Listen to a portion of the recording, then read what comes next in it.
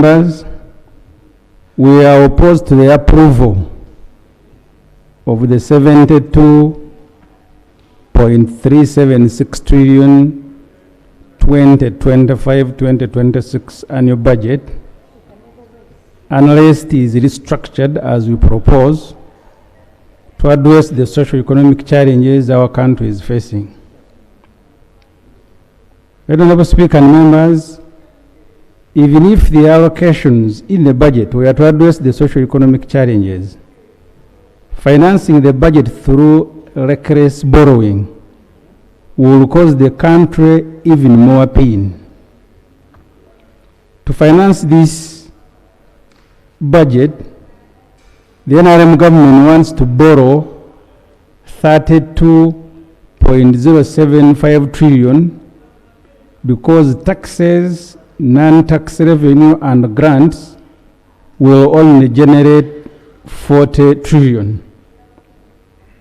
The NRM government will then splash the taxes collected and borrowed money on luxury and distribute a big portion of it to President Museveni's friends. Moreover, the Constitution and Public Finance Management Act were not followed in preparation of this budget. I want to start with the sources of funds for the budget.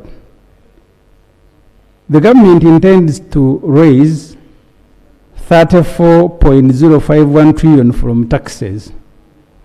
This represents 47% of the total budget requirements. The government will also raise 3.246 trillion from non-tax sources, representing 4.4% of the total requirement.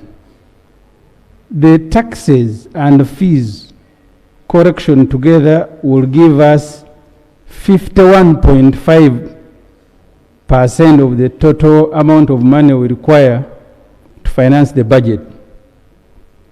Our budget will also be financed by grants worth 2.745 trillion, which is 3.7% of our financial requirement. The rest, as I said earlier, 32.07 trillion, which is 44.3%, will be borrowed from foreign and domestic financial institutions. This is the physical deficit we face as a country.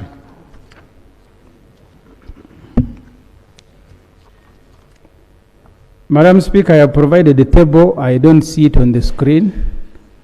I hope it can be summarizing what I have said. Tax correction is projected at 47%.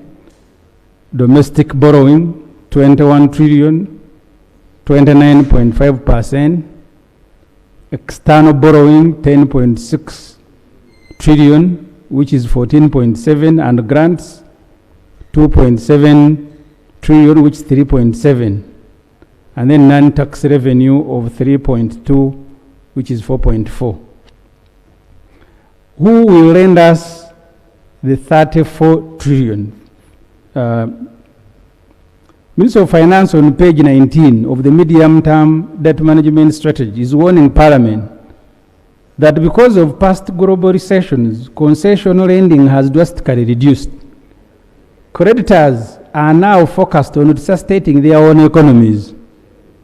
The biggest borrowing, 68% therefore, will be from domestic commercial banks and several other funds. Only 32% of the borrowing will be from institutions such as World Bank, IMF, ADB, and other international funds. Only 9% of the loans to be procured for budget will be on concessional terms. Only 9%.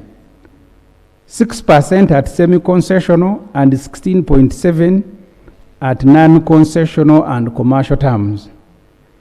This government committed to restrict non-concessional commercial loans to financing infrastructure and self-financing projects through on-rent agreements that have the capacity of generating non-tax revenue to enable debt repayment.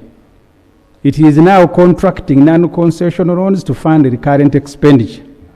Remember last financial year, the loan of $789 million in 2023. Overborrowing from commercial banks is crowding out the private sector and is increasing interest payment almost beyond our reach. This financial year, we are paying 9.4 trillion in interest, not 9.4%. It's 9.4 trillion in interest to commercial banks, mainly, and 1.8 trillion interest to foreign lenders. In the next budget, interest payment will consume, it is now 11 trillion. Minister of Finance notes that borrowing from foreign sources poses a great risk on our reserves. To be safe, the Minister of Finance notes, maturing foreign debt should be kept at a certain percentage of our reserves. Right Honourable Speaker and honourable members, reflect on the debt burden you are creating before you say aye to the budget. That's why a report on public debt, grants, guarantees, and other financial liabilities is and was tabled together with the budget. Approving the budget means you have given the government a green light to borrow 32 trillion to finance next year's budget. You have in a way lost the right to complain when the Honourable Musasi begins to vent and traffic loan requests to Parliament. Minister of Finance itself on page 8 of the medium-term debt management strategy is complaining against expenditure requirements, against realistic revenue projections, which is raising the fiscal deficit and leading to more borrowing.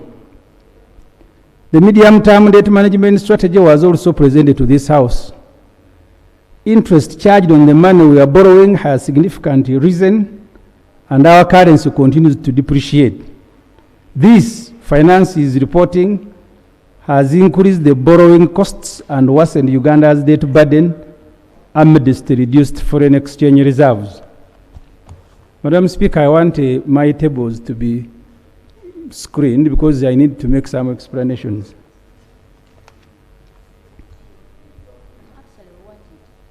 I am on... Do you have that report captured? I actually submitted this report early in the morning. Please capture it. Will URA really correct the